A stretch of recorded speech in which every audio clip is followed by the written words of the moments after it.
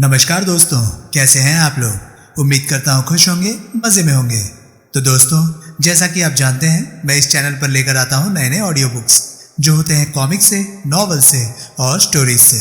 अगर आपको ऐसे कंटेंट पसंद है तो प्लीज़ मेरे वीडियोस को लाइक करें और चैनल को सब्सक्राइब करें, क्योंकि मैं ऐसे कंटेंट लाता रहता हूँ। तो चलिए दोस्तों, इसी नोट पर आज की वीडियो शुरू करते हैं। आज की वीडियो में मैं आपको सुनाने वाला हूँ घातक गोली नॉवल का तीसरा पार्ट। इसके बाकी के 2 पार्ट्स आप ऑलरेडी सुन चुके होंगे, और अगर आपने नहीं सुने तो उनके लिंक्स आपको ऊपर आई बटन से मिल जाएंगे। तो चलिए दोस्तों, ज़्यादा देरी ना करते हुए शुरू करते हैं घातक गोली नॉवल का तीसरा पार्ट। उसने और बख्तावर ने दाएं बाएं से शरद को संभाला और ज़्यादा से ज़्यादा स्वाभाविक लगने का प्रयत्न करते उसे अपने बीच चलाते हुए आगे बढ़े। अपना बैग संभाले मैं उनके पीछे हो लिया। हम सैलून तक पहुंचे। सैलून वाकई बहुत शानदार और साज सज्जा में निहायत ऐश्वर्यशाली निकला। उन्होंने शरद को सैलून के एंड बीच के एक केबिन में पहुंचाया और वहां लगे बेड पर ढेर कर दिया। तत्काल शरद गहरी नींद के हवाले दिखाई देने लगा। कब तक यूं ही रहेगा ये, मैंने पूछा। सुबह से पहले नहीं उठने वाला, रात भर घोड़े बेचकर सोएगा, जो कि इसके लिए अच्छा ही है। देख लेना, सुबह ये एकदम नॉर्मल होगा। इसकी और इसके सामान की तलाशी ली जानी चाहिए। वो किस लिए? हेरोइन के लिए। डॉक्टर ने पहले प्रतिवाद करने के लिए मुंह खोला, लेकिन फिर कुछ सोचकर इरादा बदल दिया और बख्तावर को इशारा किया। मेरी नज़रों के सामने बख्तावर ने भरपूर तलाशी ली। हेरोइन बरामद नहीं हुई। डॉक्टर ने यूं मेरी तरफ देखा जैसे मेरे खिलाफ कोई बहुत बड़ा मुकाबला जीत गया हो। मैंने लापरवाही से कंधे झटकाए और बोला, दरवाजे को ताला तो लगता होगा। डॉक्टर ने बख्तावर की तरफ देखा। लगता है, बख्तावर बोला। चाबी कहाँ है? ताले में ही है। हम केबिन से बाहर निकले। दरवाजे के की होल में बाहर की तरफ एक चाबी लगी मुझे दिखाई दी। मैंने दरवाजे को बंद किया, ताले में चाबी फिराई और चेक किया कि दरवाज़ा मजबूती से बंद हो गया था। ऐसी कितनी चाबियां हैं? मैंने सवाल किया। एक ही है, बख्तावर बोला। अमूमन तो हर ताले की कम से कम 2 होती है।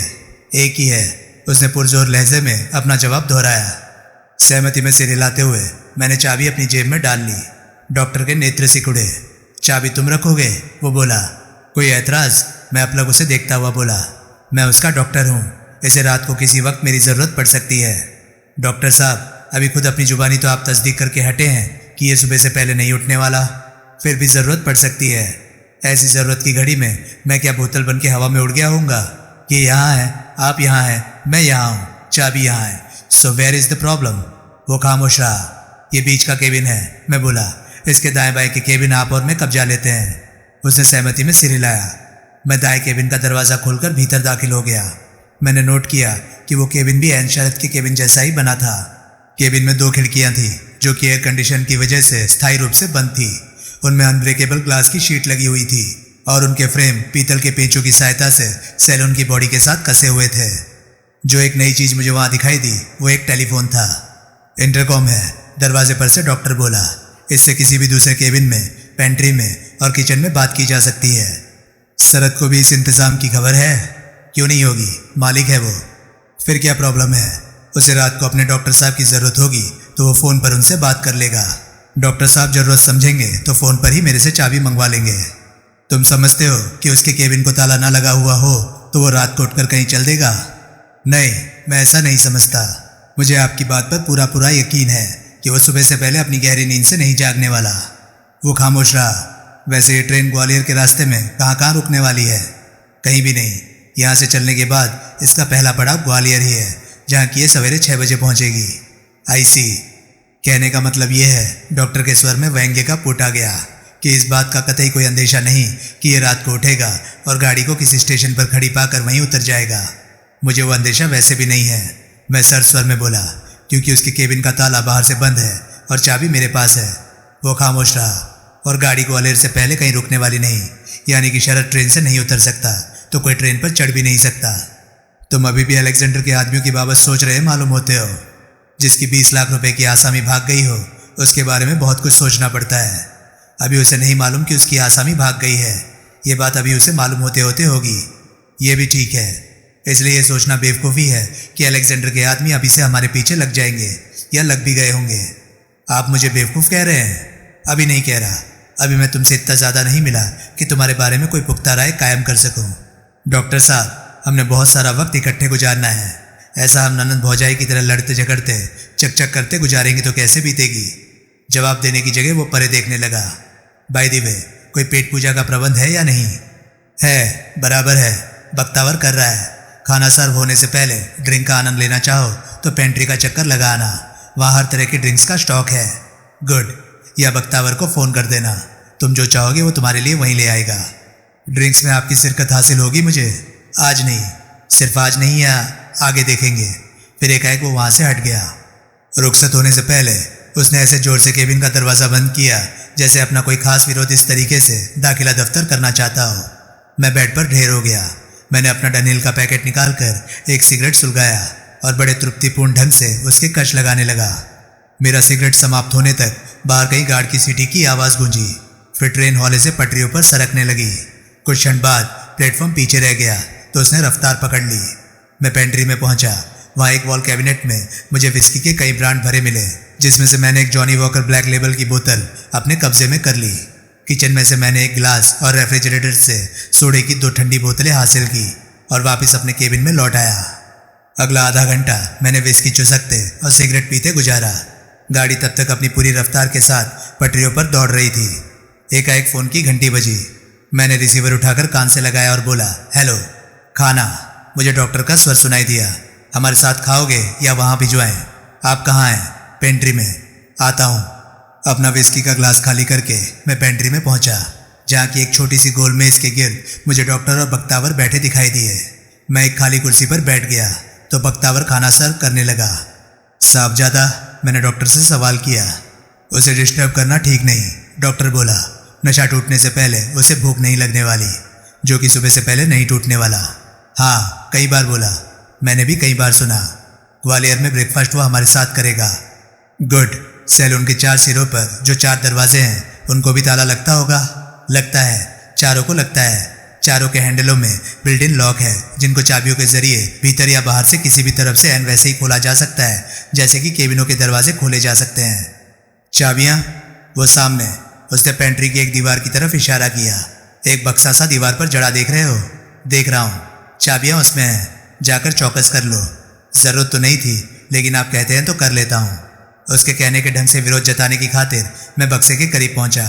मैंने उसे खोला तो वहाँ 4 चाबियाँ एक खूंटी पर टंगी पाई। चाबियों को हाथ में लेकर मैंने बेवजह उन्हें उल्टा पलटा, फिर उन्हें वापस खूंटी पर टांग दिया। बक्से में एक चीज़ और भी थी। मैंने उसे उठाकर खोला तो पाया कि वो एक टूल किट थी, जिसमें छोटे छोटे कई पेचकस, प्लास और दूसरे औजार बड़ी नफासत से किट में बने अपने अपने खांचे में मौजूद थे और कोई खांचा खाली नहीं था।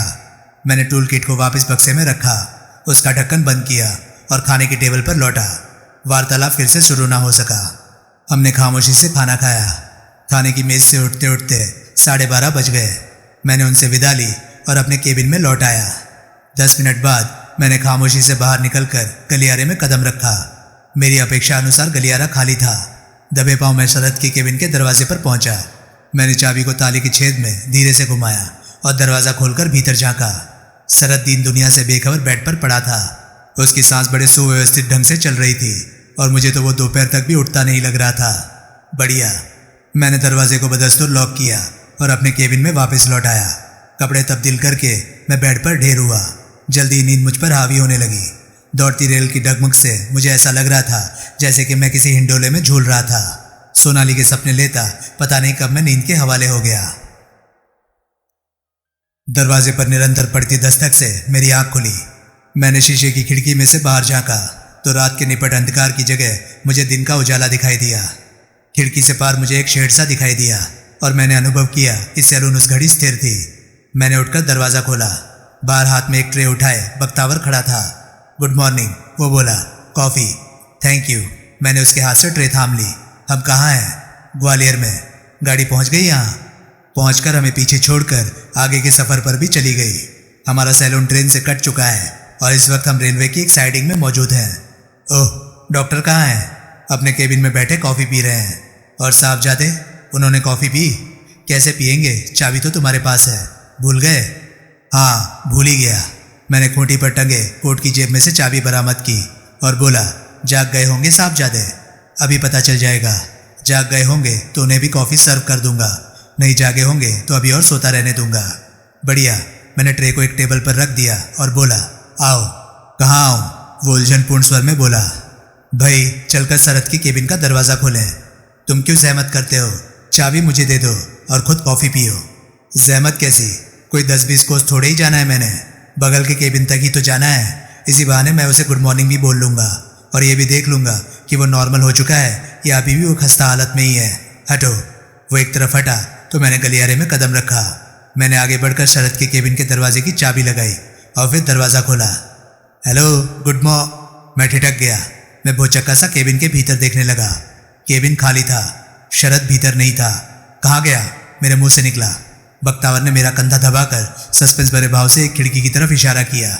मैंने देखा कि खिड़की का शीशा अपने फ्रेम सहित अपने स्थान से उखड़ा पड़ा था और उसके पीतल के पेच बेड के करीब की एक छोटी सी टेबल पर रखी शीशे की एस्ट्रे में पड़े थे। सत्यानाश, मेरे मुंह से निकला। जाके डॉक्टर को बुला के ला। अगले क्षण डॉक्टर भी वहां मौजूद था और हम दोनों की तरह हक्का बक्का सा केबिन को निहार रहा था। कहाँ गया? फिर उसके मुंह से भी निकला। अपनी जगह से उखड़ी हुई शीशे की खिड़की। बख्तावर धीरे से बोला, अपनी कहानी खुद कह रही है। क्या कहानी कह रही है? वो भाग गया। पागल हुआ है? कोई अकल की बात नहीं कर सकता? 100 किलोमीटर से ऊपर की रफ्तार से चलती ट्रेन में से कैसे भाग गया? बख्तावर खामोश रहा। बाथरूम में देखा? बख्तावर ने मेरी तरफ देखा। मैंने इंकार में सिर हिलाया और फिर बाथरूम के बंद दरवाजे पर पहुंचा। दरवाजे को धकेलकर मैंने भीतर कदम रखा। बाथरूम खाली था। मुझे वैसी ही उम्मीद थी। उसका वहां होना करिश्मा ही होता, लेकिन फिर भी भीतर झांकना जरूरी तो था ही। नहीं है। मैं बाहर आकर बोला। तो कहाँ गया? डॉक्टर बोला। मैंने उत्तर ना दिया। उत्तर देने के स्थान पर मैं वहां से बाहर निकला और पेंट्री में पहुंचा। वहां दीवार पर लगे बक्से में मौजूद टूल किट का मैंने फिर से मुआयना किया। तमाम के तमाम अपने अपने खांचों में मौजूद थे। मैं वापस लौटा। लगता है, मैं बोला, कि वो रास्ते में कहीं उतर गया। कैसे उतर गया? डॉक्टर बोला। चलती ट्रेन से कैसे? ट्रेन रास्ते में कहीं रुकी होगी। खामखा, मैंने पहले ही बताया था कि इसका दिल्ली से चलने के बाद ग्वालियर से पहले कोई स्टॉपेज नहीं है। फिर भी रुक जाने पर जरूर ट्रेन को पुलिस पकड़ के ले जाती होगी। क्या मतलब? कोई अनशेड्यूल्ड स्टॉपेज भी तो हो सकता है। मसलन ट्रेन को कहीं सिग्नल ना मिला हो या कोई और प्रॉब्लम हो गई हो। वो सोचने लगा। रात को एक बार मेरी नींद खुली थी। मैं बोला, तो मैंने ट्रेन को एक पुल पर चींटी की रफ्तार से रेंगते पाया था। कहाँ का मुझे क्या पता। अंधेरे में मैं सिर्फ इतना ही समझ पाया था कि वो कोई पुल था जिस पर ट्रेन थोड़ी देर रेंगती सी चली थी और फिर जल्दी ही उसने रफ्तार पकड़ ली थी। तुम्हारा मतलब है शरद ने उस मौके का फायदा उठाया? उसने आनन फानन ये खिड़की अपनी जगह से अलग की और खिड़की के रास्ते रेंगती ट्रेन से नीचे उतर गया। क्या नहीं हो सकता? नहीं हो सकता। वो इतनी जल्दी होश में नहीं आ सकता था।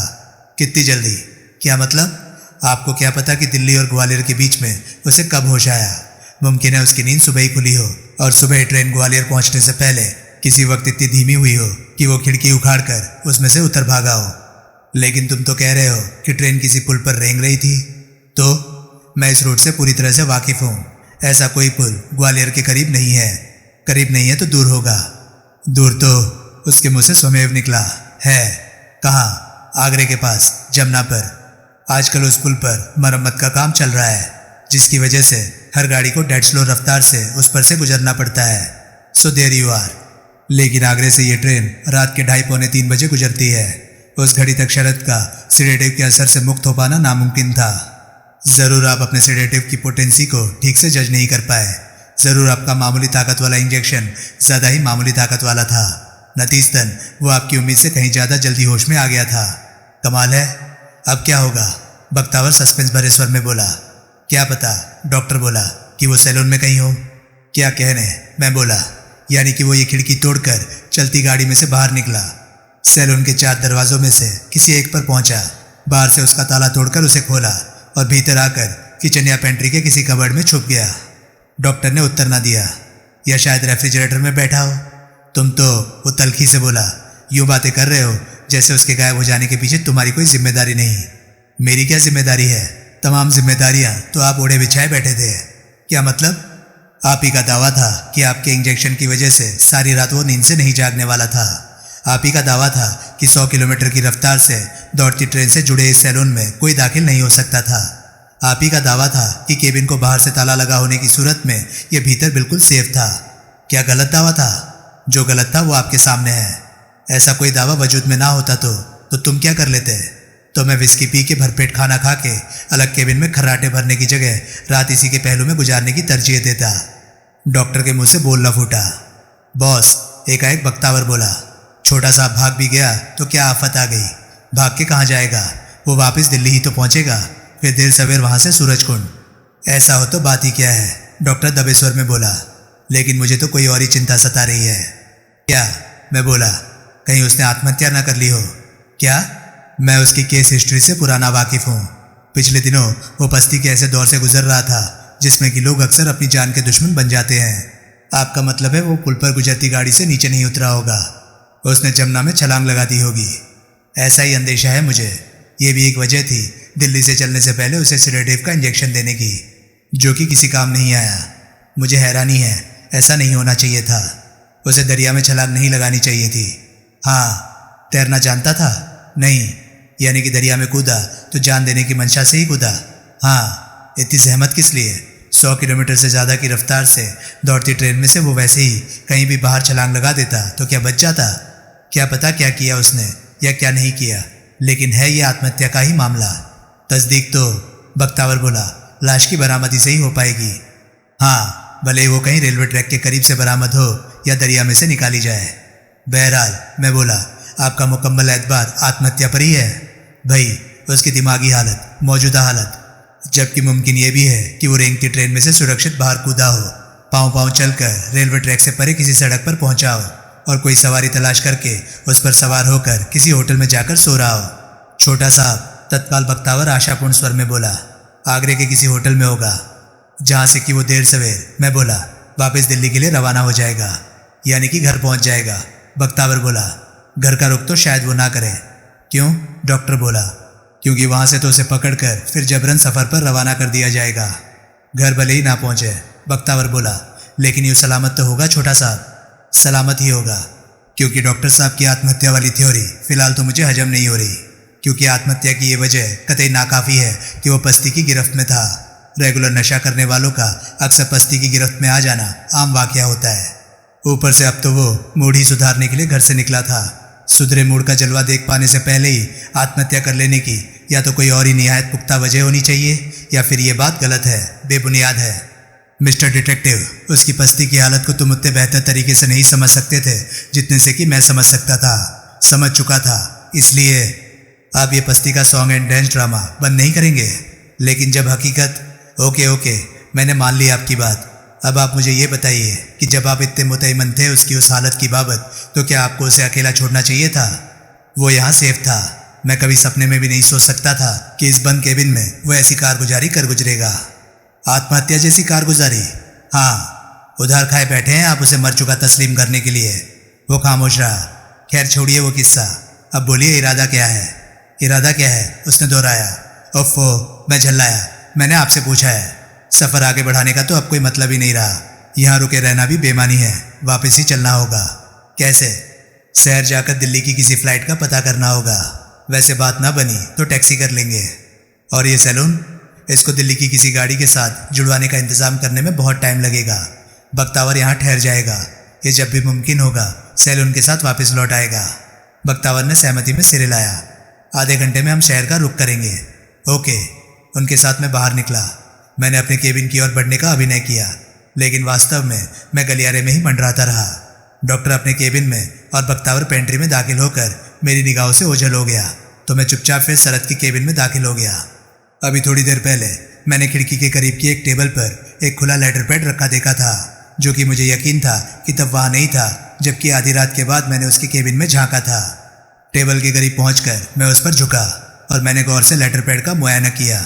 जो वर्का मेरे सामने था उस पर मुझे किसी सख्त कलम का, जैसे बॉल पॉइंट पेन का, वैसा दबाव बना दिखाई दिया जैसा कि ऊपर के वर्के पर कोई इबारत लिखने पर नीचे के वर्के पर बनाता है।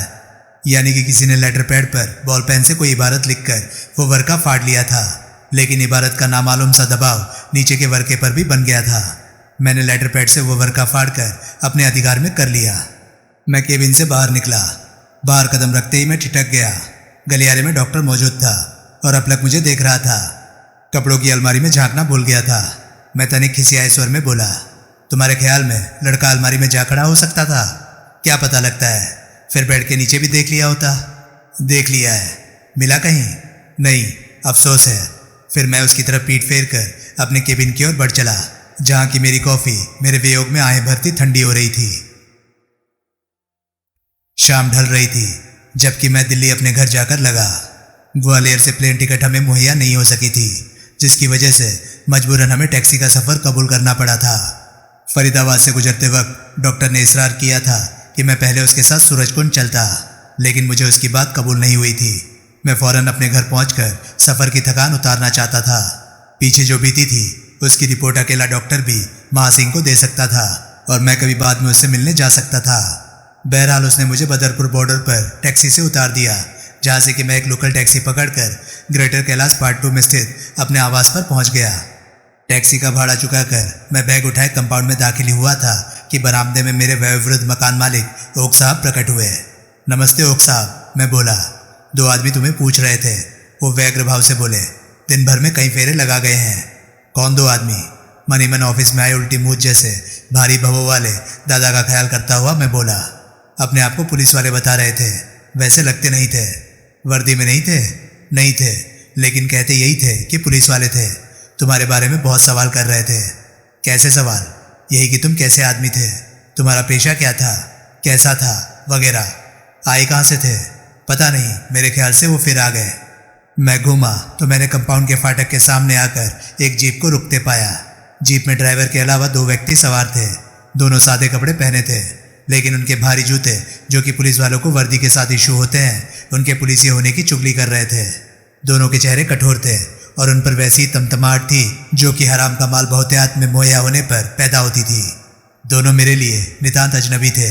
दोनों कंपाउंड में दाखिल हुए। उन्होंने यूं मेरा मुआयना किया जैसे कसाई बकरे का करता है। फिर एक ओक साहब से बोला, ये है वो? ओक साहब ने सहमति में सिर हिलाया। कोहली, वो सख्ती से बोला। सुधीर कोहली? हाँ, मैं बोला। क्या है? तुम्हें हमारे साथ चलना होगा। कहाँ साथ चलना होगा? क्यों चलना होगा? हो कौन तुम लोग? पुलिस। मैं सब इंस्पेक्टर हूँ, ये हवलदार है। चलो। लेकिन मैं अभी लंबे सफ़र से लौटा हूँ, मैं अभी फौरन। चलो। माजरा क्या है? लेकिन पता तो लगे कि। बोला ना, पता लग जाएगा। अब हिलो। मैं हिलने से इनकार करूँ तो? पढ़े लिखे समझदार आदमी हो तो नहीं करोगे ऐसा, फिर भी करोगे तो खता खाओगे। ठीक है, चलता हूँ, लेकिन पहले साबित करके दिखाओ कि तुम पुलिस वाले हो। उसने सहमति में सिर हिलाया, फिर अपना पहचान पत्र मुझे दिखाया। यूँ जो अतिरिक्त जानकारी मुझे हासिल हुई थी वो ये थी कि उसका नाम लखनपाल था। ओके, मैं बोला। मैं ज़रा ये बैग रखाऊं और कपड़े बदल लूँ, फिर ऐसे ही चलो। वो बोला। लेकिन? छोड़ भी दे अब ये लेकिन वेकिन मेरे भाई, क्यों सता रहा है खामखा? दोपहर से हम तेरी ड्यूटी भर रहे हैं, ये चौथा फेरा है हमारा तेरे द्वारे। लेकिन कम से कम बैग तुम्हारे लिए बोझ नहीं बनेगा, हम उठा लेते हैं। तत्काल हवलदार ने बैग मेरे हाथ से झटक लिया।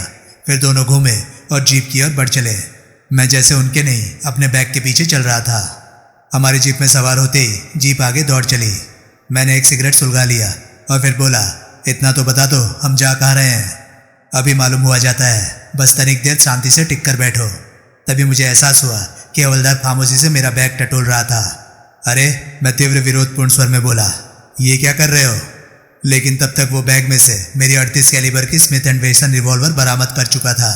उसने एक विजेता के से भाव से रिवॉल्वर अपने एसआई को दिखाई। लखनपाल के नेत्र फैले। रजिस्टर्ड है, मैं बोला। लाइसेंस है मेरे पास इसका। इस वक्त है? वो बोला। हाँ, दिखाओ। मैंने उसे लाइसेंस दिखाया, जिसे देखकर उसे बहुत निराशा हुई। केस पकड़ में आता जो रह गया। इसे बोलो, मैं बोला।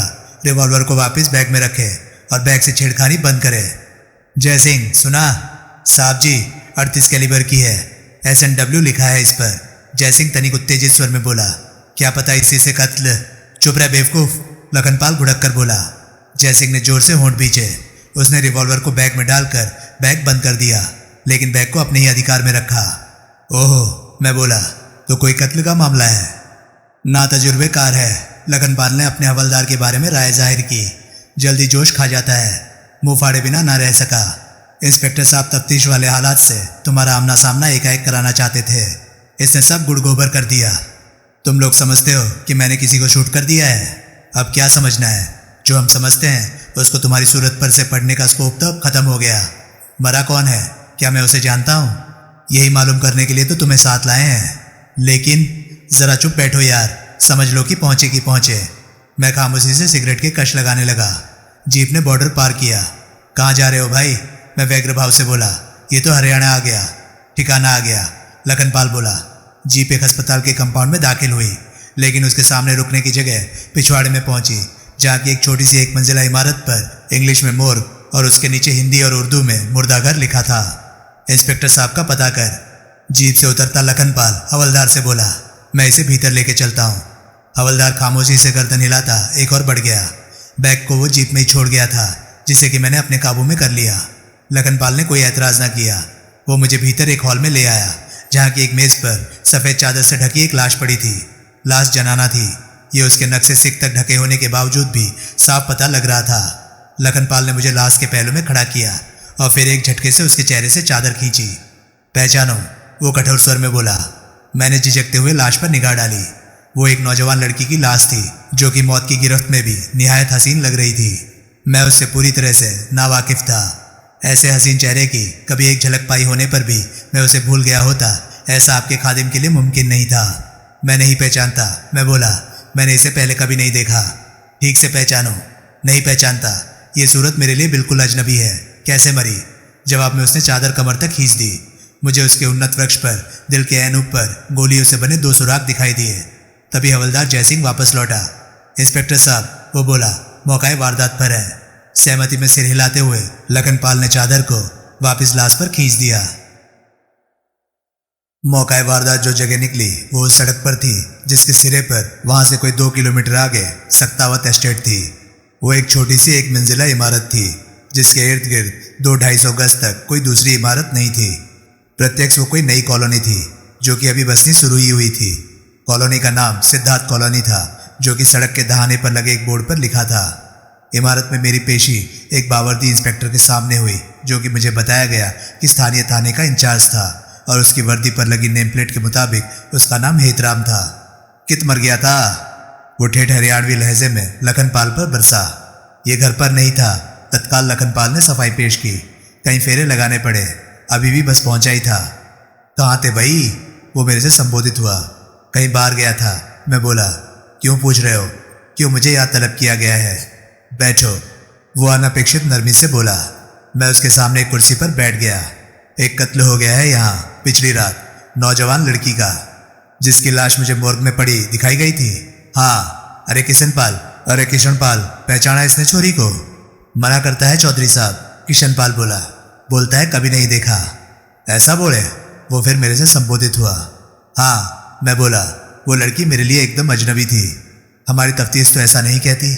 हमारी तफ्तीश के मुताबिक तो वो तुम्हारी वाकिफकार होनी चाहिए, तभी तो तुम्हें तलब किया गया है। गलत तलब किया है। लड़की को शूट किया गया था। चौधरी साहब, लखनपाल बोला, इसके सामान में रिवॉल्वर है, 38 कैलिबर की स्मिथ एंड वेसन। रिवॉल्वर क्यों रखते हो? इंस्पेक्टर बोला। क्योंकि मैं प्राइवेट डिटेक्टिव हूँ, जो कि जान की जोखिम वाला पेशा है। मेरे पेशे में हथियार की अहमियत है, इसलिए रखता हूँ। मेरे पास लाइसेंस है चौधरी साहब, लखनपाल बोला। मन ने दिखाया था इसने। लड़की को शूट किया गया था, इंस्पेक्टर बोला। मैंने देखा था, लेकिन मेरी रिवॉल्वर से नहीं। मेरी रिवॉल्वर हर घड़ी मेरे कब्जे में थी। एक रिवॉल्वर करीब की झाड़ियों में से बरामद हुई है। उसने मेज पर एक लंबी नाल वाली रिवॉल्वर निकाल कर रखी। वो 45 कैलिबर की भारी रिवॉल्वर थी और मुझे यकीन था कि मैं उसके पहले भी दर्शन कर चुका था। करीब की झाड़ियों में से मिली। उसके 2 चैम्बर खाली तो हैं, लेकिन ये आलय कत्ल है या नहीं, इसकी तस्दीक पोस्टमार्टम के बाद ही हो पाएगी, जो कि कल होगा। इस पर कोई फिंगरप्रिंट्स मिले? नहीं मिले। इस्तेमाल के बाद जिस किसी ने भी रिवॉल्वर को झाड़ियों में फेंका था, उसने पूरी एहतियात से पहले इस पर से उंगलियों के निशान पहुंचे थे और फिर इससे किनारा किया था। कत्ल कब हुआ? कत्ल के वक्त की पक्की तस्दीक तो पोस्टमार्टम से होगी, लेकिन पुलिस के डॉक्टर का अंदाज़ा कल शाम 8 बजे के करीब का है। 8 बजे? मैंने मनी मन वो वक्त याद किया, जबकि कल शाम बख्तावर मुझे सक्तावत एस्टेट लिवा लाने के लिए आया था। क्यों पूछ रहे हो? कोई खास वजह नहीं। मैं तनिक हड़बड़ाया सा बोला। यूं ही पूछा? यूं ही पूछा? तो तुम्हारी यही जिद है कि तुम मरने वाले को नहीं जानते थे?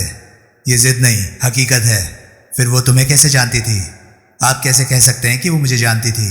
उसने टाटा की येलो पेजेस वाली डायरेक्टरी मेरे सामने रखकर उसे एक स्थान से खोला और बोला, ये वो वर्का है जिस पर प्राइवेट डिटेक्टिव और सिक्योरिटी कंसल्टेंट्स की क्लासिफाइड लिस्ट छपी है। देखा? देखा। इसमें तुम्हारे नाम की एंट्री के नीचे लाल लकीर खींची हुई है। देखा? देखा?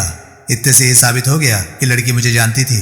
उसने क्यों अपनी मौत से पहले तुम्हारे नाम की एंट्री को अंडरलाइन किया? इंस्पेक्टर साहब, पहली बात तो यही गौरतलब है कि ऐसा उसने महीना पहले किया हो सकता है, 6 महीना पहले किया हो सकता है, साल पहले किया हो सकता है। नहीं हो सकता। क्यों? क्योंकि ये टाटा प्रेस की इस डायरेक्टरी का बिल्कुल नया एडिशन है जो कि अभी सिर्फ 3 दिन पहले जारी हुआ है। ओह, आपको सूझा कैसे? डायरेक्टरी को इस पेज पर से खोलकर देखना। मुझे नहीं सूझा था। डायरेक्टरी भीतर लाश के पहलू में एक मेज पर यूं उल्टी पड़ी हुई थी कि जब मैंने उसे उठाकर सीधा किया था तो यही पेज सामने आया था और मेरी निगाह लाल लकीर पर पड़ी थी। अगर ऐसी ही लकीर राष्ट्रपति के नाम के नीचे खींची दिखाई देती है तो यकीनन आप उन्हें पकड़ मंगवाते। क्यों भाई, यूं राष्ट्रपति की औकात कम करके आंक रहे हो या अपने आप को राष्ट्रपति के बराबर का दर्जा दे रहे हो? इंस्पेक्टर साहब, इससे सिर्फ इतना साबित होता है कि किसी ने, आई रिपीट किसी ने, हाल ही में किसी प्राइवेट डिटेक्टिव से, जो कि इत्तेफाक से मैं था, संपर्क करने का मन बनाया था, लेकिन फिर ऐसा किया नहीं था। कैसे कह सकते हो? क्योंकि मैंने ऐसी कोई कॉल रिसीव नहीं की थी। हो सकता है कॉल करने की जगह डायरेक्टरी से पता जानकर मकतूल सीधी तुम्हारे ऑफिस में ही पहुंच गई हो। नहीं पहुंची थी। पहुंची होती तो उसे मैं जानता होता, पहचानता होता। झूठ बोलने में कोई पौंड खर्च हो गए चौधरी साहब, लखनपाल बोला। इंस्पेक्टर ने सहमति में सिर हिलाया। तुम कहीं गए हुए थे? वो बोला। कहाँ गए हुए थे? मैं नहीं बता सकता। सामान साथ है तो जाहिर है कि कहीं बाहर गए हुए थे। कहाँ गए थे? इंस्पेक्टर साहब, मैं एक केस पर काम कर रहा था जिसका कि आपके केस से कोई लेना देना नहीं। उस केस की बाबत आपको कुछ बताना मेरे क्लाइंट के साथ नाइंसाफी होगी। कौन है क्लाइंट? क्लाइंट के नाम का जिक्र केस के जिक्र से भी बुरा होगा। तुम सारी रात यहीं रहना चाहते हो? अगले रोज भी?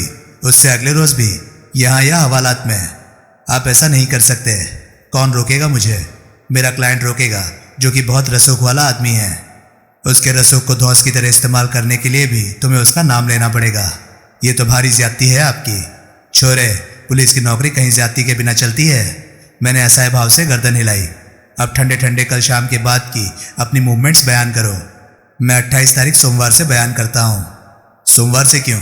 क्योंकि तब मौजूदा केस से और मौजूदा क्लाइंट से मेरा वास्ता पड़ा था। तुम समझते हो कि क्लाइंट का नाम सुनते ही मैं उछलकर खड़ा हो जाऊंगा और क्लाइंट की गैर हाजिरी में तुम्हें सैल्यूट मारने लगूंगा ताकि तुम्हारे जरिए मेरे अदब की रपट उस तक पहुंच सके?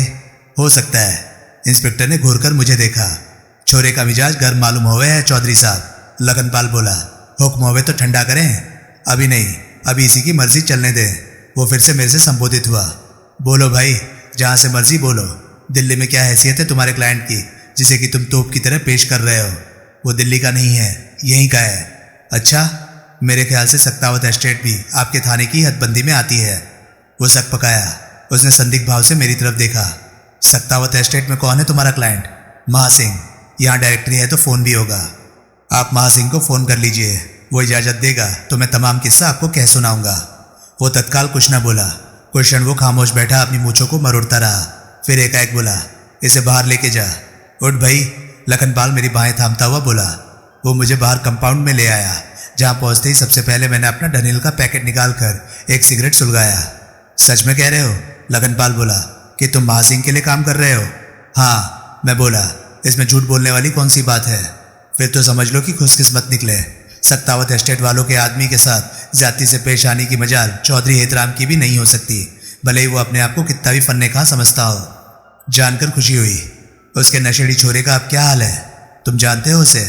हाँ, भड़कल लेक पर नशे में दंगा करते एक बार मैंने उसे गिरफ्तार किया था।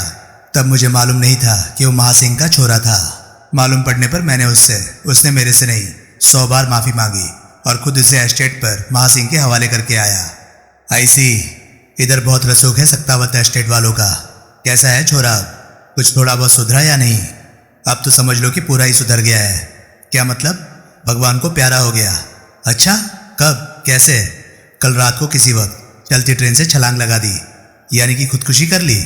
हाँ। ओह, ऐसा ही भेजा पाया था उसने। अब कोई तो गुल खिलाना ही था। मरने वाली के बारे में कुछ बताओ तो यार। मसलन कौन थी, क्या करती थी? नाम मोनिका आनंद था। तुम्हारे शहर में अब्बा करके एक नाइट क्लब है जिसकी मुलाजमत में की वो थी। क्या करती थी वो वहाँ? मुझे नहीं मालूम, लेकिन क्या करती होगी वो ऐसी किसी जगह पर? गाती होगी या नाचती होगी या दोनों काम करती होगी? या होस्टेस होगी? वो क्या होती है? वो शय होती है जो क्लब के हर मेहमान को जगमग जगमग मुस्कुराकर दिखाती है और यूं जाहिर करती है कि उसकी आमद से क्लब के भाग जाग गए। क्लब के या उसके, दोनों के। मेरी समझ में तो उसका काम, जिसे तुम हॉस्टेस बोले, लोगों को बर्बाद होने के लिए उकसाना हुआ। ऐसा ही है कुछ कुछ। तभी हवलदार जयसिंह बाहर निकला और मुझे भीतर बुलाकर ले गया। तुम्हें महासिंह बुला रहा है, इंस्पेक्टर यूं बोला जैसे एकाएक उसे मेरे से दो चार होने के अलावा कई काम याद आ गए हों। जीप तुम्हें सक्तावत एस्टेट छोड़ आएगी। बात हो गई आपकी महासिंह से? हाँ हो गई, तभी तो उसका संदेशा मैंने तुम्हें दिया। तो अब तो कोई सवाल नहीं है आपका मेरे से। शुक्र मनाओ कि तुम महासिंह के लिए काम कर रहे हो, जिसकी कि मैं बहुत इज्जत करता हूँ। इज्जत करते हैं या खौफ खाते हैं उसके रुतबे और रसूख का? उसने मेरी बात का बुरा ना माना। जब स्टेट का आईजी उसके रुतबे और रसूख को अदब की निगाहों से देखता है तो मेरी, एक अदना इंस्पेक्टर की, क्या बिसात है भाई। जाबर के जबर का खौफ खाना ही पड़ता है, यही आज की दुनिया का दस्तूर है। बजा फरमाया। मैं आपकी साफ गोई की तारीफ करता हूँ चौधरी साहब, जाओ। तो दोस्तों, ये था घातक गोली नॉवल का पार्ट 3। ये पार्ट आपको कैसा लगा प्लीज़ कमेंट सेक्शन में अपनी राय मुझे ज़रूर बताएं। और हाँ, अगर आपको मेरे वीडियोस पसंद आ रहे हैं तो प्लीज़ उन्हें लाइक कीजिए और चैनल को सब्सक्राइब कीजिए, क्योंकि मैं ऐसे कंटेंट लाता रहता हूँ। तो चलिए दोस्तों, मैं मिलता हूँ अब आपसे अगली वीडियो में। तब तक के लिए नमस्कार, गुड बाय। सेफ रहिए, खुश रहिए, मज़े करिए।